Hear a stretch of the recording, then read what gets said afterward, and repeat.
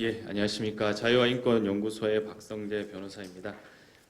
지금 시간이 4시 36분인데요. 20분 정도 시간을 주신 걸로 생각을 하고 제가 최대한 여기 발제 자료를 위주로 해서 설명을 드릴 예정입니다. 어쨌든 이 우한에서 시작된 이 코로나19로 인해서 지금 대한민국뿐만 아니라 지금 전 세계가 홍역을 치르고 있는데요. 정말 이 피해 최소화와 또 백신 개발을 위해서 전 세계가 분투하고 있었고, 또 사실은 이 세미나 그리고 이 토론회가 올 연초에 있을 예정이었는데요. 이것들이 계속 이 코로나로 인해서 연기되면서 사실은 무산되는 게 아닌가 걱정을 했었는데, 다행히 의원님께서 그래도 끝까지 이 토론회를 이제 지지해 주시고 개최해 주셔서 너무 감사하다는 말씀 먼저 드리겠습니다. 좀 전에 김준명 교수님께서 설명하셨지만 이 모든 수치를 통해서 결론부터 먼저 말씀드리면, 이 서울시 감염병 예방 및 관리에 관한 조례, 그리고 그 위에 상위법으로 감염병 예방법이 있지 않습니까? 특히 제가 오늘 발제할 내용은 서울특별시 감염병 예방 및 관리에 관한 조례인데요. 줄여서 서울시 감염병 예방 조례라고 말씀드리면, 결론적으로 지금 나타난 이 수치들, 이 성매매 감염병들이 임지를 제외하고는 폭발적으로 기하급수적으로 늘어나고 있습니다. 그게 제 책자에 보시면 20페이지에도 같이 나와 있는데요. 아까 보셨던 우리 교수님 자료에서도 보시는 것처럼 임지를 제외한 모든 다른 성매개 감염병들은 수치가 늘어나고 있습니다.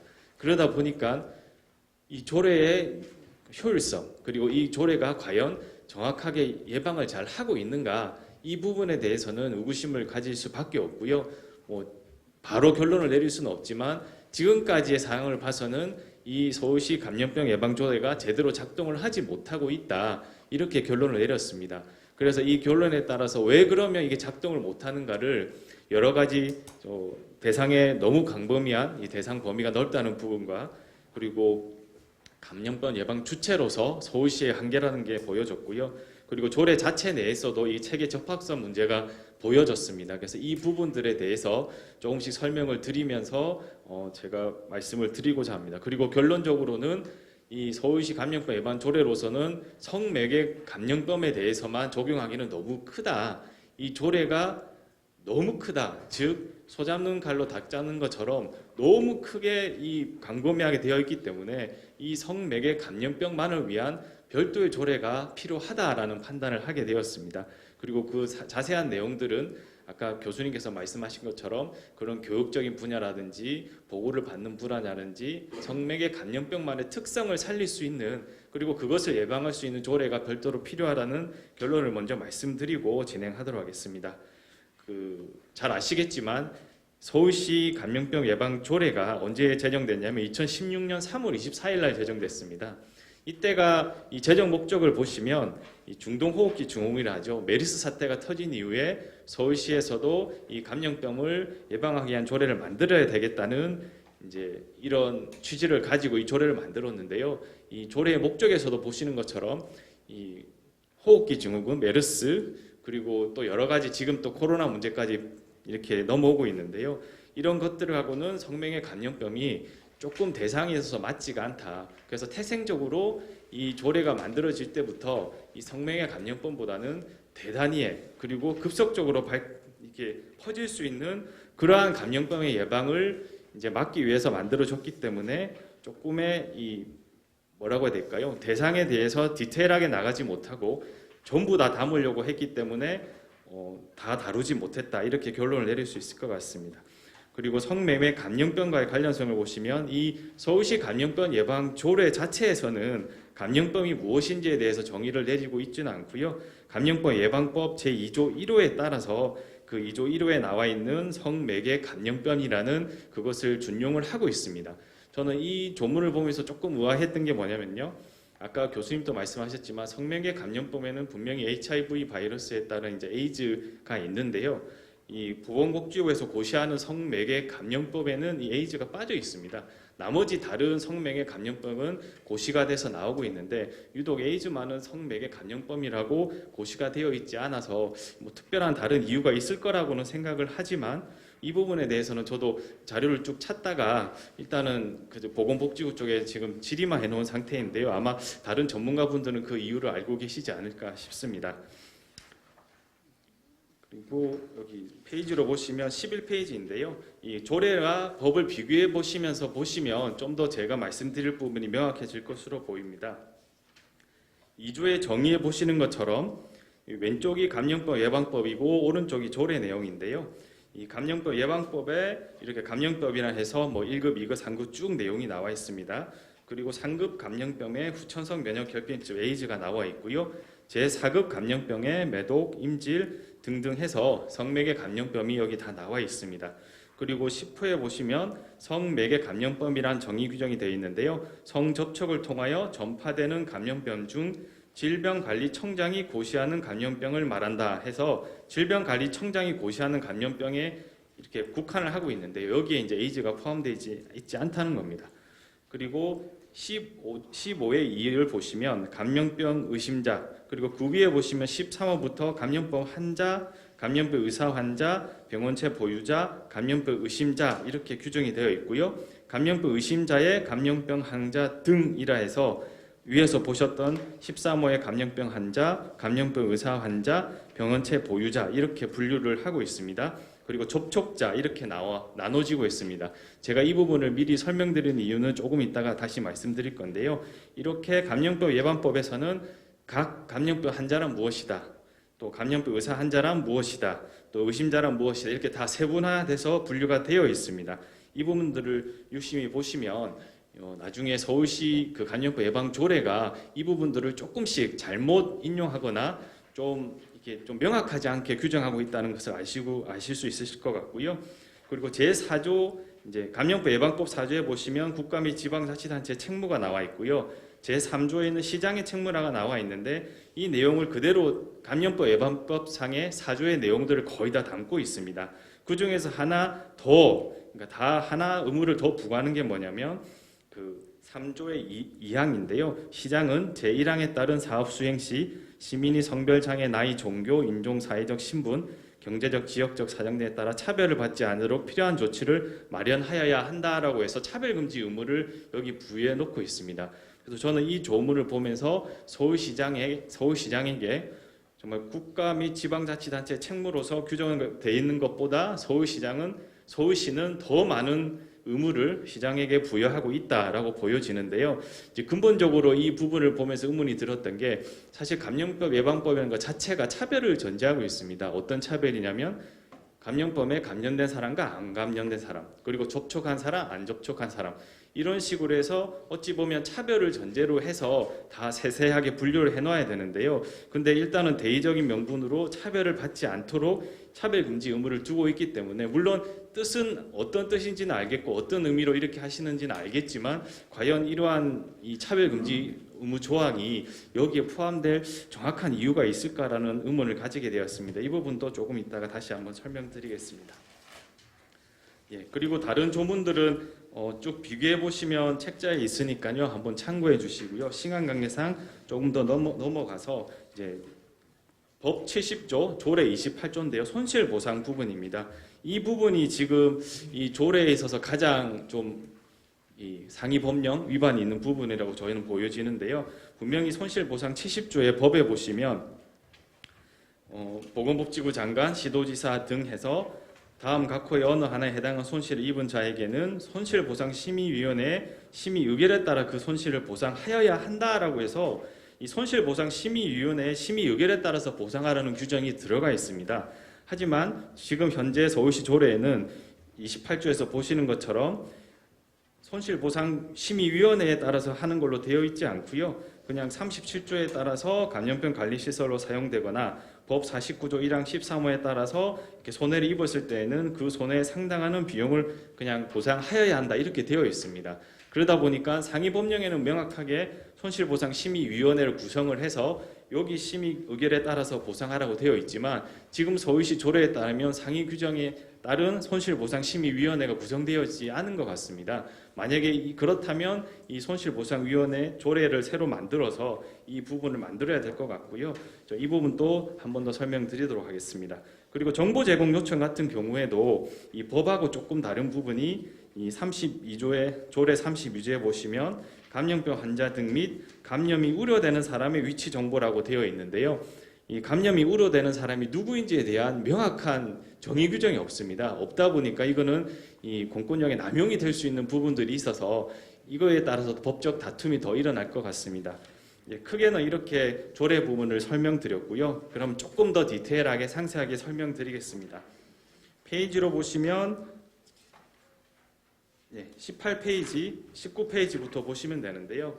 처음 말씀드린 것처럼 감염법 예방법 그리고 그에 따른 서울시 감염법 예방 조례는 성매개 감염법을 처음에 그것을 예방하기 위해서 만들어진 게 아니라 모든 종류의 감염병 그리고 전염병 이런 것들을 다 다루기 위해서 만들어졌습니다. 그러다 보니까 만약에 지금 코로나 사태처럼 이렇게 큰 일이 터졌을 때는 사실 서울시 자체적으로 움직이는 것도 분명히 있으시겠지만 대부분 정부 주도 하에 또 전 국민을 상대로 정책을 시행하고 그나마 이제 일부 재량이 필요한 경우에 이제 각 지자체마다 재량권을 일부 주는 그러한 형식으로 진행되고 있다는 것을 여기 계신 모든 분도 잘 아실 거라고 생각됩니다. 그러나 이제 성매매 감염병 같은 경우에는 지금 코로나나 메르스나 이런 사태하고는 조금 다르다고 보여집니다. 일시적으로 유행을 해서 끝내는 게 아니라 이 성매개 감염병은 특히나 에이즈나 이런 것들은 꾸준하게 늘어나고 있고요. 또 사람이 성관계를 하게 되고 또 여러 가지 문제점이 발생했을 때는 이런 것들이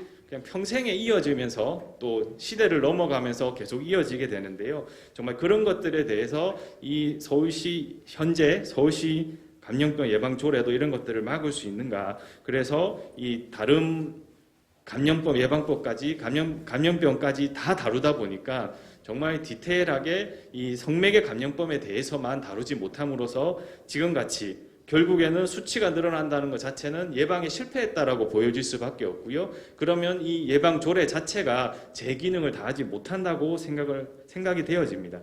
그래서 대상 범위가 너무 넓기 때문에 이것을 좁혀서 성매개 감염병만의 특성을 잘 이해하고 그에 따른 맞춤형 조례가 만들어져야 된다고 생각을 하게 되고요. 그리고 마찬가지로 이제 서울시의 한계가 또 보여지는데요. 아까 말씀드린 것처럼 감염병 예방 관리 주체로서 서울시가 지금 작동을 해야 되는데요. 정말 크게 그러니까 예를 들자면 서울시만 문제가 돼서 끝날 문제라면 서울시 자체만으로 모든 것을 다 할 수 있겠지만 지금 현재 나타나는 코로나 사태나 여러 사태를 보시면 아시겠지만 서울시만으로 해결할 수 있는 게 아니라 각 지자체 그리고 정부 모든 정부기관이 다 동원돼서 함께 움직여야지 해결될 수 있는 그런 여러 가지 감염병들이 많이 나타나고 있습니다. 그렇기 때문에 이런 것들을 고려했을 때 사실은 정부하고 같이 움직여야 되는 이런 여러 가지 문제들 그리고 서울시만의 독특한 또 성매개 감염병에 대한 이런 것들을 일부는 재량권을 행사해서 할 수는 있겠지만 또 다양한 방식의 여러 가지 일이 발생했을 때는 서울시만의 도시만의 독특한 특성을 살려서 할 수 없는 그런 부분들이 발생한다고 보여지는데요. 그렇기 때문에 이 서울시만의 또 서울시만의 조례를 통해서 또 다른 지자체와도 연결을 해야 되겠지만 이 감염병 예방법이라는 또 감염병 예방 조례라는 큰 테두리안이 아니라 성매개 감염병이라는 이 하나만 두고 또 서울시에서 조례를 만들어야지만이 또 디테일하게 그런 부분들을 다룰 수 있다라고 생각이 되어집니다. 그리고 여기 보시는 것처럼 저도 이번에 코로나 사태를 터지고 나서 이 서울시에서도 참 힘들겠다라는 생각이 들었는데요. 왜냐하면 분명히 정부에서나 또 중앙재난본부에서나 국무총리님께서 어떻게 하라고 이제 지시를 내립니다. 그러나 일반 국민들이 받아들일 때는 이게 국무총리님께서 하시니까 또 정부에서 하니까 그분이 다분히 처분권자고 책임을 질 거라고 생각을 되는데요. 그러나 막상 저희가 소송을 해보고 다투게 되면 모든 책임은 서울시로 넘어오게 됩니다. 발표는 정부에서 했지만 모든 책임은 서울시장과 지금 권한대행이신 분들이 다 책임을 지게끔 되어 있고요. 그러다 보니까 과연 예를 들자면 코로나 관련된 여러 가지 수칙들이 나왔을 때 서울시랑 협의가 물론 되겠죠. 서울시랑 협의를 하겠지만 사실상 이제 탑다운 방식으로 위에서 정하고 지자체는 여기에 따르라라는 방식이 되기 때문에 이 결정권자가 오히려 보면 실질적인 결정권자가 따로 있는데 형식적으로 서울시가 그 처분을 내리기 때문에 모든 책임을 서울시가 져야 되는 이러한 문제점들이 현재 발생하고 있습니다. 그래서 그런 부분에 있어서도 이제 서울시가 모든 책임을 실질적인 권한 행사를 못하면서도 책임을 져야 하는 이러한 문제점들이 이 감염법 예방법과 조례에 보여지고 있고요. 그리고 조례 체계 적합성 문제를 잠깐 설명드리면 이 서울시 감염법 예방 조례가 단순하게 그냥 어떤 예방을 하기 위한 것뿐만 아니라 이 예방 조례에 따른 예방 수칙들이 나오게 되고요. 이 예방 수칙들을 어겼을 때는 결국에는 감염법 예방법과 함께 적용이 돼서 형사처벌까지 할 수 있는 그런 규정으로 바뀌게 됩니다. 즉 형사적으로 보면 이제 구성 요건을 구성하는 내용들이 이제 감염법 예방 조례에도 들어가게 되는데요. 그런데 이 조례만으로는 무엇을 의미하는지를 정확하게 알 수 없는 규정들이 있습니다. 첫 번째로 보시면 감염병 환자 등이라고 되어 있는데요. 여기 순번 1번에서 11번 보시는 것처럼 감염병 환자 등이라고 해서 조례 안에도 많은 내용들이 들어가 있습니다. 그러나 문제는 뭐냐면 감염병 환자 등이 무엇인지에 대해서 조례 자체적으로는 규정을 하지 않고 있습니다.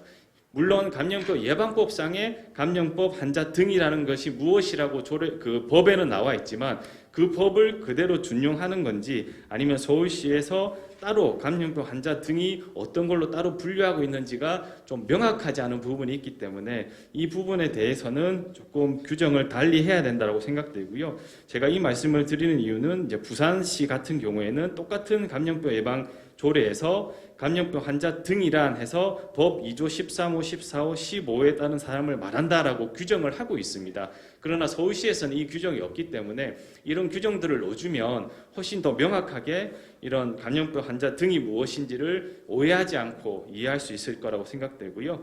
그리고 두 번째로 감염이 우려되는 사람이라는 이 표현들이 나오는데요. 감염이 우려되는 사람이 무엇인지는 사실은 이게 너무나도 명확하지 않습니다. 이 부분이 왜 중요하냐면 감염이 우려되는 사람에 대해서 위치 정보를 제공할 수 있게끔 요청할 수 있는데요. 사실 위치 정보라는 것 자체가 굉장히 개인적인 사생활 침해 가능성이 높기 때문에 이 감염이 우려되는 사람이 도대체 누군지 그리고 어느 범위에 해당하는 사람까지 위치 정보를 요구할 수 있는지가 명확하지 않으면 결국은 이게 법적 다툼이 발생하게 되고 이것을 주거나 주지 않는다고 해서 또 문제가 발생하게 되면 서로 이제 국가 기관 간에 또 다툼이 발생하게 되는 좀 약간 문제점이 있는 조항인 것 같습니다. 그래서 이 부분은 감염이 우려되는 사람이라는 게 정확하게 뭐냐 이 부분에 대해서 규정하지 않으면 이 조례에 대해서는 사실 위헌 시비까지 붙을 수 있는 좀 위험한 부분이라고 생각됩니다. 그리고 이제 법률 우회 원칙 위반 같은 경우에는요, 아까 말씀드린 것처럼 손실보상 심의위원회가 현재 없습니다. 그 감염법 예방법 아까 보신 것처럼 70조 2항에는 분명히 시도에 손실보상 심의위원회를 두도록 강제하고 있지만 현재 서울시에는 이러한 심의위원회가 구성되어 있지 않는 걸로 제가 지금까지 파악을 했고요. 이에 반해서 소방기본법 49조의 2에 따르면 거기도 손실보상할 때 손실보상심의위원회를 구성하라고 되어 있습니다. 이 부분에 대해서는 서울특별시 소방활동 손실보상에 관한 조례가 따로 있더라고요. 이런 식으로 이 손실보상심의위원회가 따로 구성된다는 것이 다른 조례를 통해서 확인되기 때문에 이 부분에 대해서도 이제 법률우회 원칙 위반을 하지 않기 위해서는 이 조례도 빠른 개정이 필요하다. 만약에 이런 개정보다는 차라리 성매매 감염법에 따른 특수한 조례를 만들어서 거기에 이 조항들을 다 넣어서 해결을 해야 된다라고 보여집니다. 그리고 마찬가지로 그 두 번째 위치 정보 제공 요청은 아까 말씀드린 부분하고 겹치니까 이제 넘어가도록 하고요. 특별히 이제 시장에게 차별금지 조치 의무를 부여하고 있는데요. 결국은 이게 감염법 예방법보다 지금 서울시장에게 더 많은 의무를 부여하고 있는 것으로 보여집니다. 아까 말씀드린 것처럼 이 감염법 예방법 자체가 조례 자체가 어찌 보면 차별을 전제를 하고 있는데 이 두 가지 의무, 차별을 전제로 하면서도 차별하지 말라는 이 두 가지 좀 모순되는 의무가 함께 부여되어 있는 것이 아닌가라는 의문점이 제시되었습니다. 특별히 이제 이 관련돼서 좀 많이 문의가 들어오시는 게 있는 게 이제 종교시설 같은 경우에는 현재 이제 교회 같은 경우에는 지금은 풀렸지만 비대면 예배만 하라고 이렇게 명령이 나왔었고요. 나머지 뭐 사찰이라든지 뭐 미사, 천주교 같은 경우에는 그런 제한이 없었습니다. 그럼 어찌 보면 이 조례 자체를 위반하고 있거든요. 종교에 따른 처분을 차별하고 있기 때문에 종교에 따른 차별 행위인데 과연 그런 의문점을 제시했을 때 서울시에서 어떻게 답할지 저도 이 조례를 분석하면서 조금 궁금해졌던 부분이긴 합니다. 아무튼 이런 모순되는 조항들이 들어가 있기 때문에 이런 부분에 대해서 좀 더 검토가 필요하지 않을까라고 보여집니다. 그리고 아까 말씀드린 것처럼 이제 성매매 감염법을 규정을 하고 있지만 이 질병관리청장의 고시에는 에이즈가 빠져 있다는 그 부분에 대해서 다시 한번 말씀드리고요. 예, 그리고 나머지 부분들은 아까 교수님께서 말씀하신 것처럼 이 성매매 감염법의 주요 원인이라든지 지금 수치가 계속 쭉 늘어나고 있다는 것은 수치는 아까 다 보셨던 것 같고요. 지금 아까 매독의 부분에서 말씀하셨는데 교수님께서 우리나라 같은 경우에는 HIV 환자 중에 48%가 매독에 감염돼 있다고 말씀하셨고요. 제가 찾은 자료는 2014년 미국 매독 감염자의 83%가 남성과 남성 간의 성관계를 가진 사람들로 인했다라는 그런 통계 보고가 있었습니다. 그런 것들을 보면 아까 말씀하신 항문 성교라는 게 굉장히 위험한 성행위 방법이고 이 부분에 대해서는 정확한 정보가 우리 자라나는 학생들이나 아니면 일반 국민들한테 알려지지 않으면 혹시라도 뭐 호기심이라든지 다른 여러 가지 사정으로 그런 일을 하게 됐을 때 이런 질병들에 감염될 위험이 커진다는 그런 부분들을 좀 상기시켜야 되지 않을까 싶습니다. 특히 이제 저희가 보통 남성 동성애자들에 대해서 이제 성적 소수자라는 말로 이제 분류를 해서 이분들을 차별하지 말라라고 말들을 많이 하시는데요. 당연히 사람에 대해서는 차별하는 것은 반대를 해야 되고 그것은 막아야 된다고 생각합니다. 하지만 이러한 학문 성교의 위험성, 이런 보건적 위험성, 또 뭐 어찌 보면 윤리적 위험성, 또 여러 가지 발생할 수 있는 질병과의 관계에 있어서는 이거를 알리는 것 자체를 차별로 봐서는 안 될 것 같고요. 이런 부분들은 더 국민들한테 확실하게 알리는 것이 이분들뿐만 아니라 대다수 대한민국 국민들의 생명과 또 건강을 지킬 수 있는 방법이라고 보여집니다. 예, 그리고 마지막 결론은 이렇게 말씀드린 것처럼 대상이 넓고 또 서울시로서의 주체로서도 이 모든 것을 품을 수 없는 그런 한계들이 보여지기 때문에 성매개 감염법 방지를 위한 이 개별적 조례가 반드시 필요하다라고 보여졌고요. 이러한 조례를 만드시면서는 아까 말씀드린 것처럼 이 차별 의무가 들어가더라도 과연 이 학문 성교 내지는 이런 성매개 감염법의 정말 위험성, 잘못된 것을 말함으로써 특정 집단에 대해서 이렇게 어쩔 수 없이 언급을 해야 됐을 때 그것까지 차별로 보고 못하게 막을 것인가 아니면 정말 대다수 국민과 또 자라나는 청소년들을 위해서 이러한 정확한 정보를 전달하는 것이 더 타당한 것인가 이런 것들에 대해서는 좀 더 공론화돼서 논의가 되어야 되지 않을까 생각하고요. 저 개인적인 생각에는 그런 것들은 행위적인 부분에 있어서는 명확하게 국민들한테 정보를 제공하는 게 마땅하고 또 이분들에 대해서는 또 개인인 사람들에 대해서는 또 철저하게 차별하지 말아야 된다는 그런 두 가지가 저는 공존이 가능할 거라고 판단이 되어집니다. 예, 그럼 이상으로 발표를 마치도록 하겠습니다. 감사합니다. 화평방송 구독, 좋아요 부탁드립니다. 감사합니다.